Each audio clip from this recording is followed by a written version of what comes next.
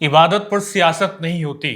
बिहार एक ऐसा राज्य जिसने राजनीति के साथ प्रेम नीति को भी बेहतर परिभाषित किया है। लाइव सिटीज की मॉर्निंग बुलेटिन सुबह की चाय में आपका स्वागत है। एक बार फिर हम अलग अलग खबरों के साथ आज क्या कुछ होने वाला है बिहार में, इन सब पे बातचीत करने के लिए आ चुके हैं और मेरे साथ मेरे सहयोगी आलोक हैं।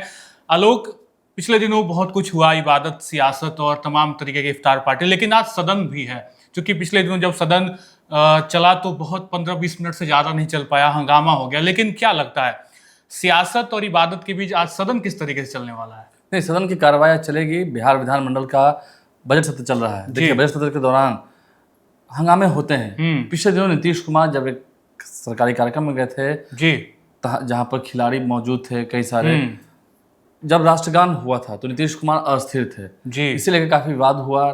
तेजस्वी यादव ने कहा कि वो माफी मांगे, देश से माफी मांगे, बिहारवासियों से माफी मांगे जी। और ये जो घटनाक्रम है ये आज भी देखने को मिलेगा। हालांकि आज बिहार विनियोग विधेयक पर वाद विवाद भी होना है। सम्राट चौधरी जो कि वित्त मंत्री हैं वही सारे जवाब देंगे और तेजस्वी यादव भी खूब हुंकार आज भरेंगे। तेजस्वी यादव भी आज खूब गरजेंगे सदन के भीतर।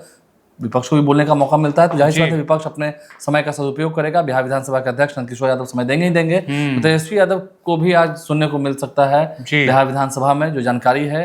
सम्राट चौधरी सामने से होंगे, नीतीश कुमार भी सदन में होंगे, लेकिन बिहार विनियोग की बात होगी तो उस पर सम्राट चौधरी बोलेंगे क्योंकि वो वित्त विभाग की सारी जिम्मेदारी है, उन्हीं के पास है। तो इसमें बिहार विधानमंडल का बजट सत्र ये अंतिम सप्ताह है, अंतिम सप्ताह 28 तारीख तक है। तो सोमवार से लेकर शुक्रवार तक ही है ये अंतिम सप्ताह है। उसका फिर ईद का त्यौहार भी आना है और बिहार विधानसभा का बजट सत्र संपन्न होगा इस सप्ताह के बाद। तो ऐसे में आज हंगामा भी होना, बहुत हंगामा होना, फर्स्ट हाफ भी होना, सेकंड हाफ भी होना। आपने कही सही कहा, पिछले दिनों यानी कि शुक्रवार को सदन की कार्रवाई के दिन दोनों हाफ अगर हम मिला दें, फर्स्ट हाफ सेकंड हाफ दोनों हाफ मिला दें तो 20-25 मिनट में भी सदन की कार्रवाई नहीं चल पाई थी, ना ही बिहार विधानसभा में ना ही बिहार विधान परिषद में। और हंगामा आज भी देखने को मिलेगा। हाँ, जब विपक्ष नेता बोलेंगे जाहिर सी बात है विपक्ष के लोग उनको सपोर्ट करेंगे, आगे बढ़ाएंगे। देखना होगा तेजस्वी यादव क्या कुछ तैयारी करके आते हैं, तो ये देखना हो। लेकिन हम लोग देख रहे हैं लगातार जिस तरीके से बिहार में सुरक्षा को लेकर सवाल उठ रहे हैं, पुलिस पे हमले हो रहे हैं, इस पे भी हंगामा चुके हुआ था पिछले पुलिस पे हमले हो रहे हैं, पुलिस पे जो हमले हो रहे हैं तो जवाबी कार्रवाई भी हो रही है, इनकाउंटर भी हो रहा है। हाँ, हम लोगों ने कल भी देखा, कल कई सारे बीते दिन इनकाउंटर भी हुए। लेकिन अब बीते दिन जिस तरीके से पटना के एक अस्पताल में संचालिका की हत्या हुई, तो लगातार इस तरह के क्राइम रेट भी बढ़ रहे हैं। तो इसमें भी लगता है सदन फिर से गरजेगा। सुरभि राज, मेरा जहाँ तक ख्याल है एशियन हॉस्पिटल की संचालिका थी अगम कुआं के पास, उन्हें 5 गोली मारी गई और उनकी मौत भी हो गई। तो ऐसे में देखिए ऑर्गेनाइज्ड क्राइम जो होता था अब वो ऐसा दिख रहा है कि हाँ, निशाना लगाकर, निशाना बनाकर किसी को घर में घुसकर मार दें, तो ये एक अलग छवि निकल के आ रही है, एक अलग तस्वीर निकल के आ रही है जिससे सरकार की क्रिया हो रही है। कई जगह पर जहाँ पर पुलिस प्रशासन पर हमला हुआ है वहां तो जवाबी कार्रवाई हुई है। 2-3 दिन के बाद होली के दिन आपने देखा इनकाउंटर हुआ, इस व्यक्ति ने एएसआई पर को मारा अररिया में, इसका इनकाउंटर हुआ।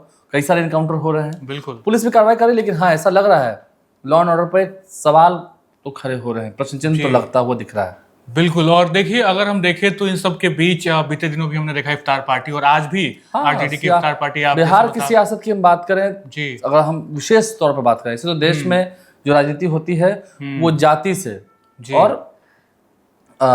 धर्म से हटकर नहीं है।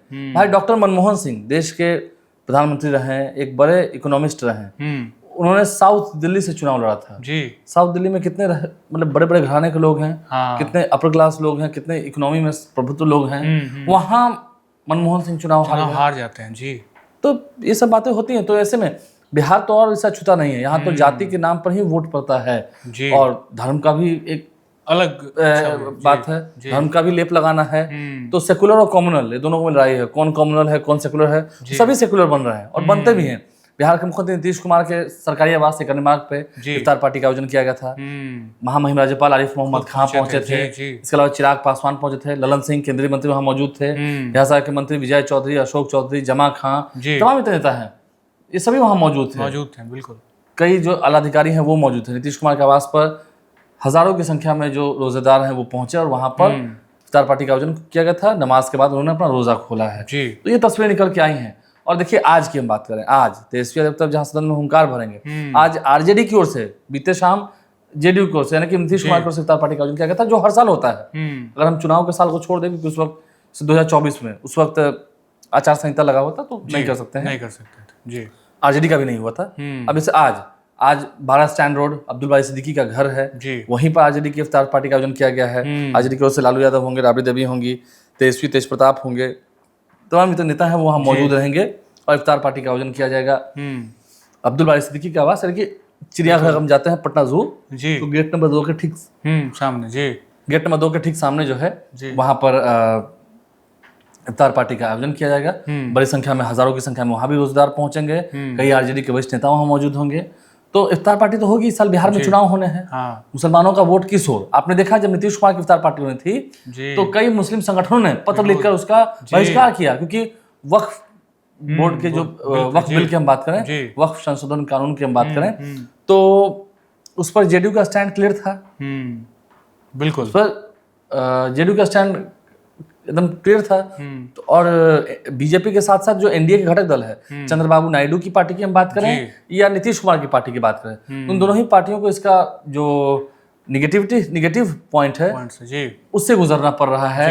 और चाहे वो कई सारे मदरसे हो या कई सारे खानका हो, ठीक है, all India Muslim person law board हो, इमारत शरिया हो, तो हम लोगों ने इसका बहिष्कार किया और उतने लोग नहीं गए। ये बात सही है, जितने लोग नीतीश कुमार के यहाँ आते थे उतने लोग इस बार नहीं पहुंचे। हाँ गए, अच्छे खासी संख्या में रोजगार गए, मुसलमान गए, लेकिन उतनी संख्या में नहीं गए जितने हर बार जाते थे। ये नाराजगी है वक्फ बिल को लेकर। और देखना होगा आज तेजस्वी की इस लालू यादव की और तेजस्वी के इस कार्यक्रम में कितनी भीड़ होती है। लेकिन बीते दिनों आप भी पहुंचे थे मुख्यमंत्री आवास पे और आपने बातचीत भी की, कई बड़ी संख्या में मुसलमान पहुंचे थे। मुसलमानों ने ये भी कहा कि विकास की जो लकीर नीतीश कुमार ने खींची वो कोई नहीं खींच सकता। मुसलमानों के लिए काम तो क्या, देखिए अगर सड़क बिजली पानी की बात होती है तो इस पर कहीं लिखा हुआ है कि इस रोड पर ये जो अच्छा हाईवे बनाया गया है या जो मरीन ड्राइव बनकर तैयार हुआ है उसमें मुसलमान नहीं चलेंगे। सभी के लिए जात ना पात करे सबकी बात, तो नीतीश कुमार की पार्टी का नारा है। तो क्या ठीक है, बिजली की बात हो, क्या मुसलमानों के मोहल्ले में बिजली नहीं होती है? क्या ईद के मौके पर बिजली नहीं आती है? तो बिजली हर समय आती है, चाहे दशहरा हो, दिवाली हो, ईद हो, बकरीद हो। तो ऐसे में मुसलमान भी ये बात मानते हैं कि नीतीश कुमार ने उनके लिए काम किया है। ठीक है, हाँ वक्फ बिल पर नाराजगी है, नाराजगी है, तो नाराजगी का सामना भी किया। भाई नाराजगी उसी से होती है ना जो अपना होता है, जो अपना होता है उसे नाराजगी भी होती है, उसे प्रसन्नता भी होती है। तो खैर काम भी किया है नीतीश कुमार ने, ये बात भी मानते हैं। सम्राट चौधरी भी गए थे नीतीश कुमार के घर पर। बिल्कुल। तो इस तरीके से देखिए लगातार इफ्तार पार्टी के बाद अगर हम थोड़ा सा चिराग पासवान के घर पर भी है, चिराग पासवान के पार्टी ऑफिस में, चिराग पासवान केंद्रीय मंत्री चिराग पासवान, उनके भी पार्टी दफ्तर में आज इफ्तार पार्टी का आयोजन किया गया है। सेम टाइमिंग सेम है, एक तरफ 12 स्टैंड रोड पे ठीक बगल में ही और फिर एक व्हीलर रोड जो कि एलजेपी का दफ्तर है, वहां भी इफ्तार पार्टी का आयोजन किया गया है।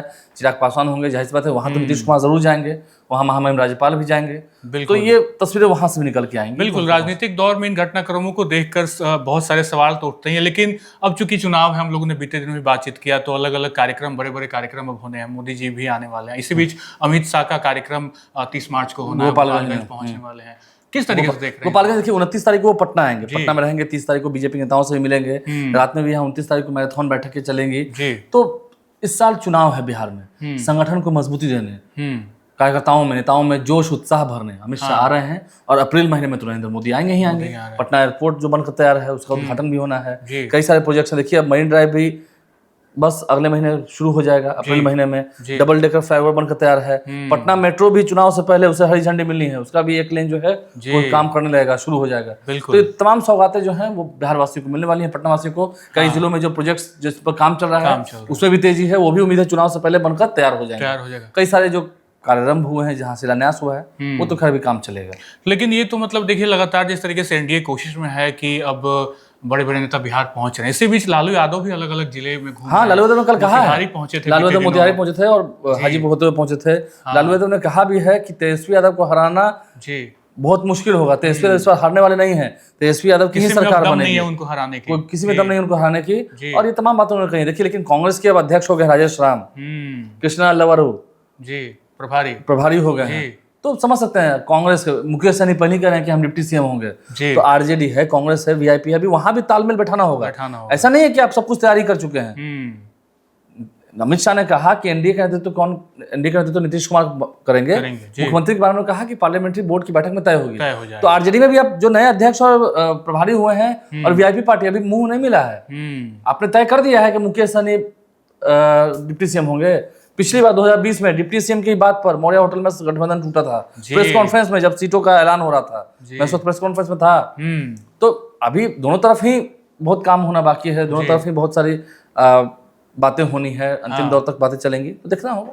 चूंकि आपने जिक्र कर दिया नए प्रदेश अध्यक्ष कांग्रेस का और प्रभारी का भी, अक्सर ये सवाल भी उठ रहे हैं कि लालू यादव तो हुंकार भर ही रहे हैं अपने बेटे के लिए, लेकिन बेटे से अध्यक्ष की मुलाकात में बहुत दूरियां हैं। अरे बहुत दूरी है। आप देखिए, ये कांग्रेस वो वाली कांग्रेस नहीं है। देखिए, डॉट से डॉट मिलाइए। बेरोजगारी यात्रा पर निकले हुए कन्हैया कुमार जी अपने मन से निकल गए हैं।